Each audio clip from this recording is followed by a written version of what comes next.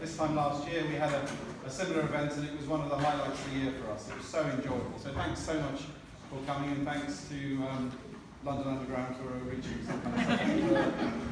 Anyway, so the spring season is a very special season for us, away from the more sort of congested and commercial business of the autumn. The spring is a time when we can always publish a range of extremely interesting books. And what you're going to hear about tonight is exactly that, an extraordinary range of publishing and some writers who we're just incredibly proud to publish and represent. I always like on these occasions to look back a bit, because Faber has a nearly 90-year history, and to find out what similar events like this might have looked like 10, 20, 30, 40 years ago. And of course I went back to 1967 and looked in what's called the Chairman's Catalogue. We don't have one of those now, we just have a catalogue. And of course discovered something that was published now, 50 years ago, which is Rosencrantz and Guildenstern Are Dead, which we have just published in a new classics edition. And this tells that story that what the spring is about often is about beginnings. The first time out for a book, or a writer, a collection, whatever it is. And so, everyone here in this room will be hearing about some things for the first time, and who knows, some poor schmuck in 50 years' time will be holding up one of these in front of some other bunch of people saying, look what they published in 2017. The evening's going to run like this, which is we're going to have two halves. We have 7 writers talking in each half, and then we'll take a little interval between. The writers will just follow each other. We won't have any rigmarole of introduction.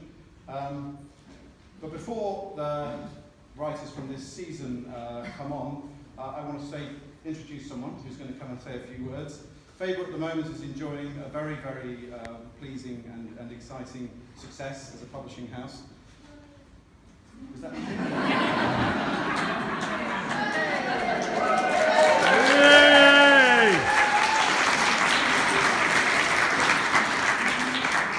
as a publishing business, we've weathered a lot over nearly 90 years.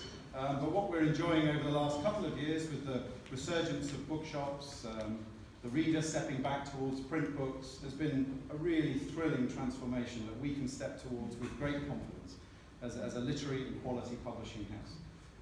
But then there's sometimes you get a big wind in your sails, and that carries you a long way quickly. And one of the biggest puffs of wind into our sails recently came on Tuesday night, when Sebastian won the Costa Book of the Year for his novel Days Without End. And before I go any further, Sebastian's going to start the evening. Hey!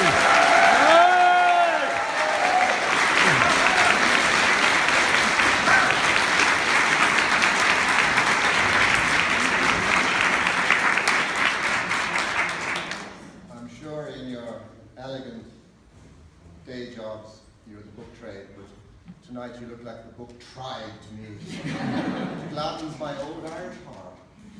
I'm just going to read very quickly and then get out of your hair. This is a tiny little bit in the book where Thomas and John Cole have made it to a certain sort of safety in Grand Rapids, and they have Winona with them, the little Sioux girl that they more or less have as their daughter later in the book. And he's just describing the moment when they're in the room together. If you've ever been on a family holiday and booked one of those family rooms, you'll know the inconvenience of that. This is what he said. We get back to our room and light the wick in the oil lamp and pull off our boots, and we don't dare to send Winona down for eats, and so we will have a hungry night. Winona sets everything to rights then, beds down on the little divan pushed again the foot of our bed. We'll be chaste as real travellers tonight. Soon her little ship-shaped form is caught in sleep, rising and falling with every small breath, so that the bed feels like there must be a troubled brook running through it. In the darkness as we lie side by side, John Cole's left hand snakes over under the sheets and takes a hold of my right hand. We listen to the cries of the night revelers outside and hear the horses tramping along the ways. We're holding hands then like lovers who have just met, or how we imagine lovers might be in the unknown realm where lovers act as lovers without concealment. Thank you very much.